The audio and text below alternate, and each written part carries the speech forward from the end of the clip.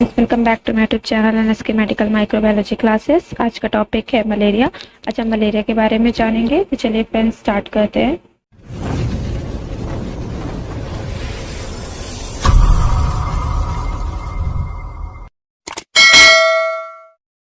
सबसे पहले कंटेंट की बात कर लेते हैं। यहाँ पे पहला introduction, second classification, third history, fourth incubation period, fifth life cycle, next sign and symptoms and next है इन्वेस्टिगेशन, फिर treatment and the last is prevention and precaution. सबसे पहले बात करते हैं इंट्रोडक्शन के बारे में। तो यहाँ पे मलेरिया एक मस्कीटो बॉर्न डिजीज होती है, मतलब कि ये मच्छर के काटने से होती है। मच्छर एक वेक्टर का काम करता है जो कि मलेरिया कॉज कराता है। मलेरिया एक पैरासाइट होता है जो कि मस्कीटो के सलाइवा में प्रेजेंट होता है।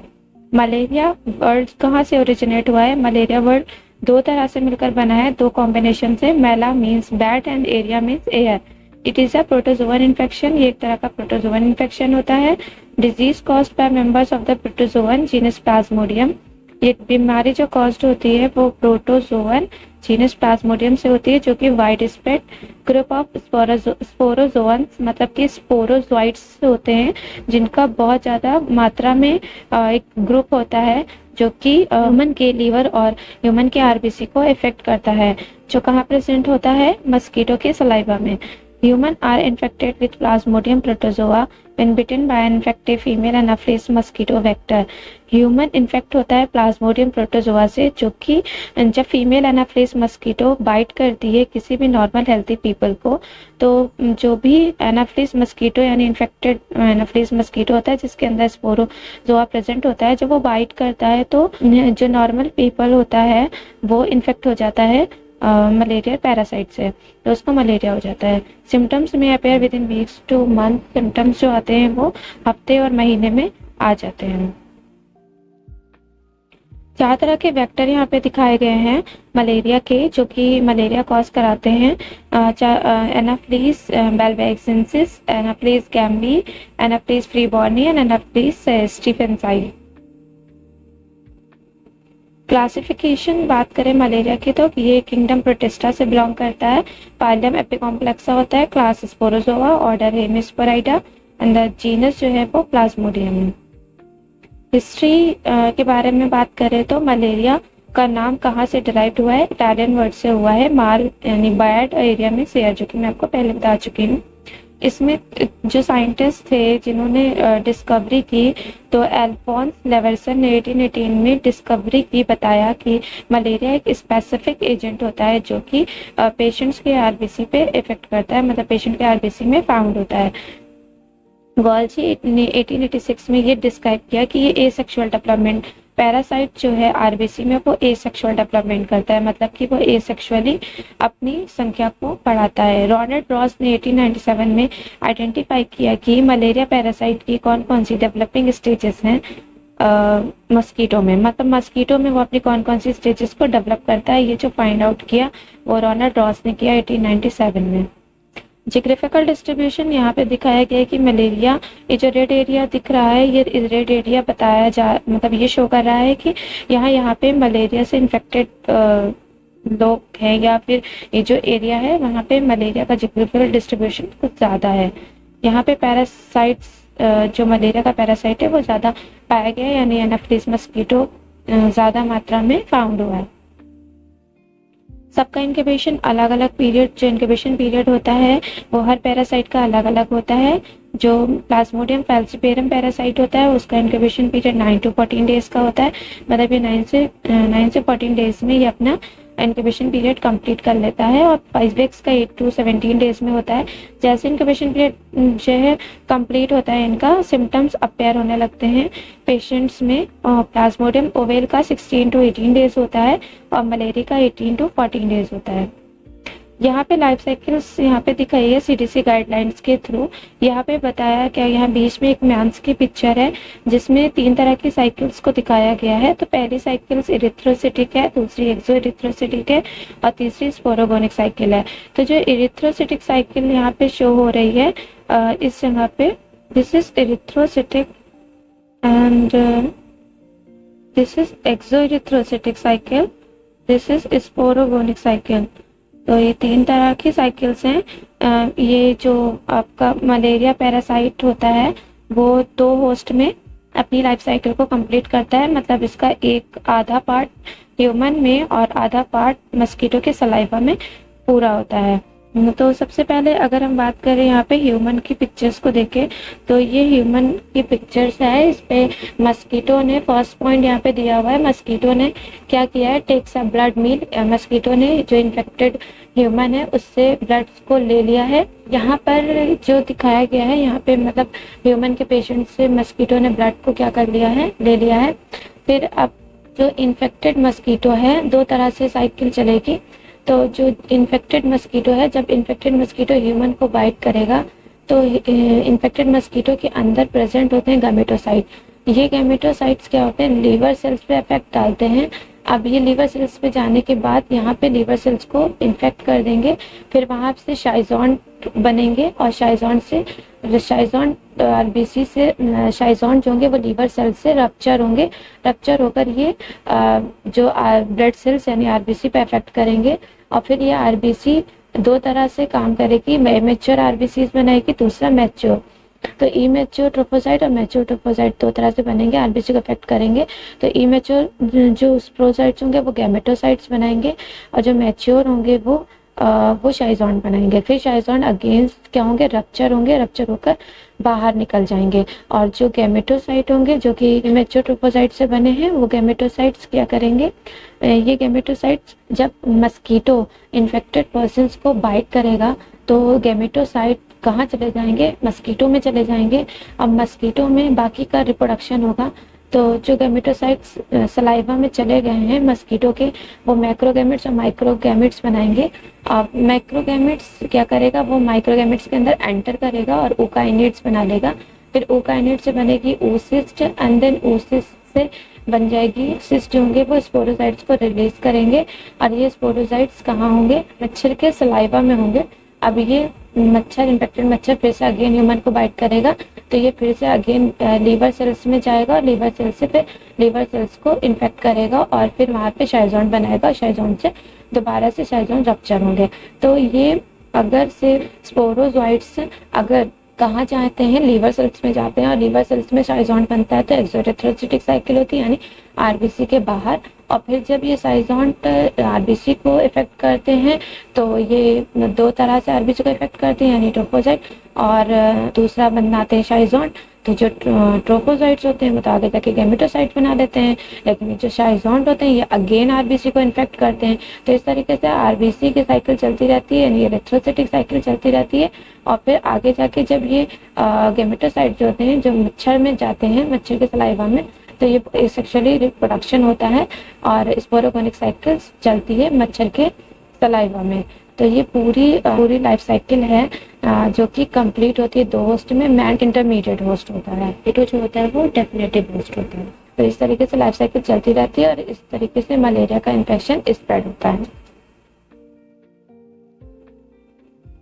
नेक्स्ट है events in human start with bite of mosquito. Man and mosquito, man intermediate host काम करेगा, मस्कीटो डेफिनेटिव होस्ट होगा। स्पोरोसाइट इन्फेक्टिव फॉर्म होती है जो कि सलाइवा में प्रेजेंट होती है फीमेल एनाफिस मस्कीटो के। बाइटिंग के बाद, काटने के बाद जब मच्छर बाइट कर लेता है mosquito, sporozoites introduce in blood circulation. तो स्पोरोसाइट्स जो होते हैं, स्पोरोसाइट्स कहाँ जाते हैं, ब्लड में चले जाते हैं। पीरियड ऑफ प्रीरिथोसिटिक साइकिल्स, जो प्रीरिथोसिटिक साइकिल्स का जो टाइम ड्यूरेशन होता है वो वाइपेक्स का 8 डेज का होता है, फाल्सिपेरम का 6 डेज का, मलेरी का 13 to 16 डेज, ओवेल का 9 डेज। और मैच्योरेशन लीवर सेल्स जब रप्चर होती हैं तो वो मीरोसाइट्स निकालती हैं ब्लड, जो कि ब्लड स्ट्रीम में जाता है। एरिथ्रोसाइटिक साइकिल में मीरोसाइन रिलीज करते हैं और आरबीसी में इन्वेट कर जाते हैं, मतलब उसमें चले जाते हैं। और जब मीरोसाइट रिलीज होता है तो वो आरबीसी में जाता है। वाइवेक्स इन्फेक्ट करता है यंग एरिथ्रोसाइट को, मलेरिया इन्फेक्ट करता है ओल्ड एरिथ्रोसाइट्स को, फाल्सिपेरम इन्फेक्ट करता है आरबीसी के सारे एज ग्रुप को, किसी भी एज में वो फाल्सिपेरम इन्फेक्ट कर देता है। तो मीरोसाइट्स पेयर शेप का दिखाई देता है, 1 to 5 माइक्रॉन्स लेंथ में होता है। रिसेप्टर जो होते हैं मीरोसाइट्स के वो रेड सेल्स के होते हैं, ग्लाइकोप्रोटीन के बने होते हैं, जो कि रिसेप्टर मीरोसाइट के रिसेप्टर रेड सेल्स होते हैं ग्लाइकोप्रोटीन में। एक्सोलेटरी साइकिल यानी टिश्यू फेज होती है, यानी लीवर में जो इन्फेक्शन होता है। मलेरिया और फाल्सिपेरम स्पोरोसाइट ये दोनों हाइपोनोसाइट्स फॉर्म नहीं करते हैं, ये डेवलप करते हैं डायरेक्टली पेरिथोसिटिक शाइजॉन लीवर में, और शाइजॉन रप्चर होते हैं और मीरोसाइट रिलीज करते हैं, जो कि आरबीसी में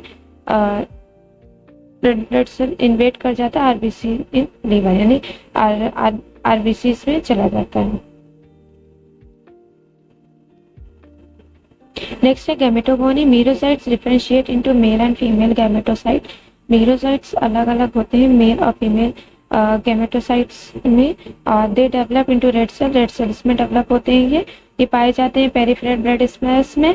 माइक्रोगैमेट्स की जितनी भी स्पीशीज होती हैं वो सिमिलर साइज की होती है, मैक्रोगैमेट्स की जो होती हैं वो बड़ी होती है साइज में। Mosquito cycle sexual cycle will be initiated in the humans by the formation of gametocyte। जो सेक्सुअल साइकिल होती है वो शुरू होती है ह्यूमंस में, किसके फॉर्मेशन से, गैमेटोसाइट्स के फॉर्मेशन से। जब गैमेटोसाइट बन जाता है तो सेक्सुअल साइकिल शुरू हो जाती है। Develop further in the female Anopheles mosquito, और ये दोबारा से फीमेल एनाफिलिस मस्कीटो में डेवलप होती है। फर्टिलाइजेशन जो होता है वो माइक्रोगैमेट्स में जब होता है तो माइक्रोगैमेट्स पेनिट्रेट कर जाता है, मैक्रोगैमेट चला जाता है माइक्रोगैमेट्स में। स्पेलिंग मिस्टेक्स है तो मैक्रोगैमेट्स पेनिट्रेट करेगा माइक्रो में, तो आई की जगह पे ए होगा। Zygote is formed mature in the ookinete से, जाइगोट बनेगा और ओकाइनेट्स में डेवलप होगा, ओकाइनेट्स oocyst बनाएगा, फिर मैच्योर oocyst जो होगी वो large number of sporozoite form करेगी, थाउजेंड्स फॉर्म में। Black water fever in malignant malaria, a large number of the red blood corpuscles cells are destroyed। Malignant मतलब कि जब बहुत ज़्यादा घातक बीमारी हो जाती है, यानी मलेरिया एक एक्यूट होता है दूसरे क्रोनिक होता है। मैलिग्नेंट जब हो जाता है मलेरिया के इन्फेक्शन से, यानी बहुत ज़्यादा अगर लीवर सेल्स डिस्ट्रॉय हो गई हैं या आरबीसीज बहुत ज़्यादा रप्चर हो गई हैं लार्ज मात्रा में, तो haemoglobin form the blood carb cells, तो हीमोग्लोबिन बनने लगता है ब्लड कार्ब सेल्स में। Is excreted in the urine, तो फिर वो यूरिन के थ्रू बाहर होने लगता है। Which therefore is dark and almost the colour of पोला, मतलब कि यूरिन जो होता है वो ब्लैक कलर में निकलने लगता है, जिसको कलर ऑफ पोला के नाम से, यानी ब्लैक वाटर फीवर के नाम से जानते हैं। यानी अगर यूरिन में आरबीसीज यानी ब्लैक कलर का यूरिन अगर आता है तो हम सस्पेक्ट कर सकते हैं कि मैलिग्नेंट मलेरिया हुआ है। Investigation or clinically suspected malaria cases require laboratory examination confirmation। Investigation मतलब कि हम पता लगाना, मलेरिया क्या सस्पेक्ट करना कि मलेरिया है, तो उसके लिए कुछ टेस्ट किए जाते हैं लेबोरेटरी में, कंफर्मेशन टेस्ट भी होते हैं। तो सबसे पहले जो इजली टेस्ट परफॉर्म किया जाता है वो रैपिड डायग्नोस्टिक टेस्ट होता है, जो कि कुछ ही मिनट्स में आ जाता है। देन उसके बाद पेरिफेरल ब्लड स्मेयर करते हैं, बोन मैरो स्मेयर दिया जाता है, सीबीसी किया जाता है, QBC system, and the last PCR. तो यहाँ पे thick and thin blood smear examination करते हैं, तो उससे देखते हैं यहाँ पे 2 स्लाइडें दी गई हैं जहाँ पे स्मेयर बनाया गया है। ये थिक स्मेयर है और ये थिन स्मेयर है, आप देख पा रहे होंगे। This is thin smear and this is thick smear. यहाँ पे थिक स्मेयर्स दिखाया गया है। जो थिन स्मेयर की माइक्रोस्कोपी है उसमें आरबीसीज दिखाई है, और ये आरबीसीज में रिंग शेप फॉर्म करता है, यानी आरबीसी के अंदर एक डॉट लाइक स्ट्रक्चर फॉर्म्ड होता हुआ दिखाई देगा। थिक में तो थोड़ा सा बड़ा दिखता है, थिन में बहुत छोटा छोटा दिख जाता है, तो सेल्स ज्यादा दिखती है थिन में। ये तो आरबीसीज का स्ट्रक्चर फॉर्म्ड हो रहा है, इसके अंदर एक पॉइंट डॉट टाइप स्ट्रक्चर्स होता है जो कि बताता है कि हाँ मलेरिया पॉजिटिव है। Microscopy malaria parasite can be identified by examining under the microscope a drop of the patient's blood। इसमें क्या करते हैं, ब्लड लेते हैं पेशेंट का एक ड्रॉप और उसको दूसरी स्लाइड से स्प्रेड आउट करते हैं और एक ब्लड स्मेयर बनाते हैं। एग्जामिनेशन में इसको स्टेन करते हैं, स्टेन करने में इशमैन स्टेन करते हैं, तो यहाँ पे specific most open with Giemsa stain भी करते हैं to give the parasite a distinctive appearance, ज़्यादा अच्छे से उसका मॉर्फोलॉजी दिखाई दे तो उसके लिए जिम्सा स्टेन करते हैं। वैसे तो लिशान स्टेन से भी देख सकते हैं। Technical means the gold standard for laboratory confirmation of malaria. Antigen detection method rapid and precise, मतलब कि यहाँ पे कार्ड टेस्ट लगाते हैं तो एंटीजन डिटेक्शन करते हैं। कार्ड में क्या होता है कि एंटीबॉडी कोटेड होता है एंटीजन के अगेंस्ट, तो अगर से एंटीजन है तो एंटीजन एंटीबॉडी कॉम्प्लेक्स बना के वो टेस्ट पॉजिटिव देता है। तो कार्ड टेस्ट देखते हैं, तो कार्ड टेस्ट में वेरियस टेस्ट किट यूज़ की जाती हैं एंटीजन डिटेक्शन के लिए। Derive from the malaria parasite and provide result 2 to 15 minutes में आ जाता है रिजल्ट। रैपिड डायग्नोस्टिक एक इम्यूनोक्रोमेटोग्राफिक बेस्ड टेस्ट होता है जिसमें स्पेसिफिक पैरासाइट एंटीजन डिटेक्शन के लिए करते हैं, मतलब एंटीजन डिटेक्ट करने के लिए करते हैं।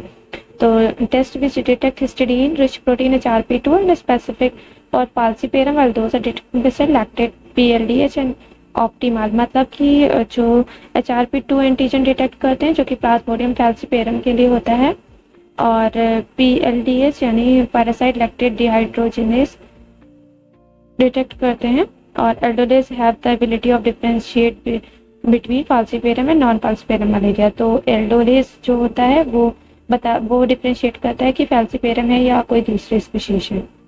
लीवर डायग्नोस्टिक मेथड में मॉलिक्यूलर डायग्नोस्टिक, तो मॉलिक्यूलर में सेगमेंट्स डिस्क्राइब होते हैं।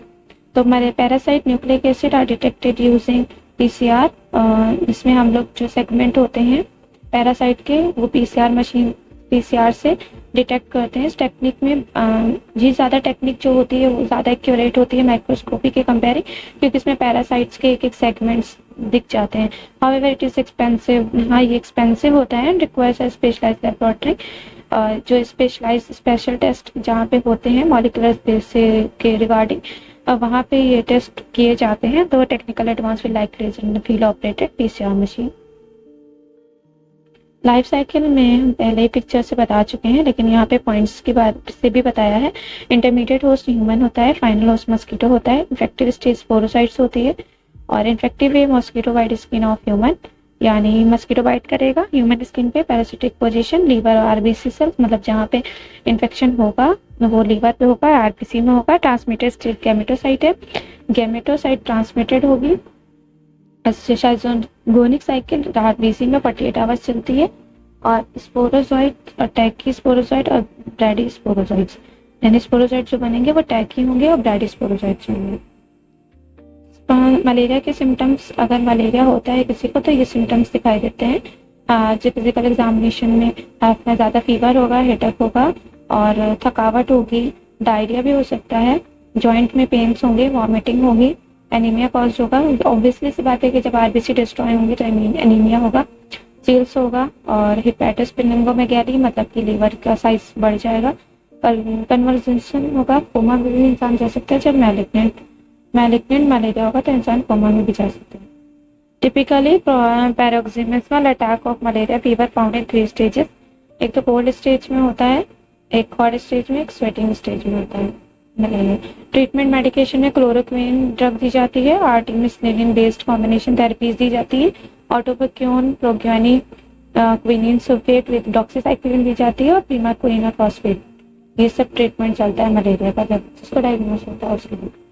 प्रिवेंशन प्रिकॉशन, कैसे हम रोक सकते हैं और कैसे हम बच सकते हैं मलेरिया से, तो special attention must be given towards infant and young kids to ensure that mosquito done by, अच्छे से ज़्यादा ध्यान देना है बच्चों पे और छोटे बच्चों पे कि मस्कीटो बाइट ना कर पाए। Avoid travelling to areas with malaria outbreak, जहाँ पे मलेरिया आउटब्रेक हुआ है वहाँ पे ट्रैवल करने को अवॉइड करना है। Drape mosquito netting over beds, mosquito net का यूज़ करना है। Long pants and long sleeves to cover your skin, लंबी पैंट और लंबे स्लीव्स के कपड़े पहन रहे हैं जिससे आपकी स्किन कवर है। Consult doctor as soon as possible if you notice any malaria symptoms, अगर सिम्टम्स मैंने आपको पहले ही बता दिया, अगर ऐसा कोई सिम्टम्स आता है तो आपको डॉक्टर से कंसल्ट कर सकते हैं। तो फ्रेंड्स यहाँ पे मेरी वीडियो का एंड होता है। अगर आपको मेरी वीडियो अच्छी लगी हो तो प्लीज़ इसे लाइक करें, शेयर करें, सब्सक्राइब करें, बेल आइकन को दबाना मत भूलें ताकि आपको हमारे आने वाली नेक्स्ट वीडियो की अपडेट मिलती रहे। Thank you so much.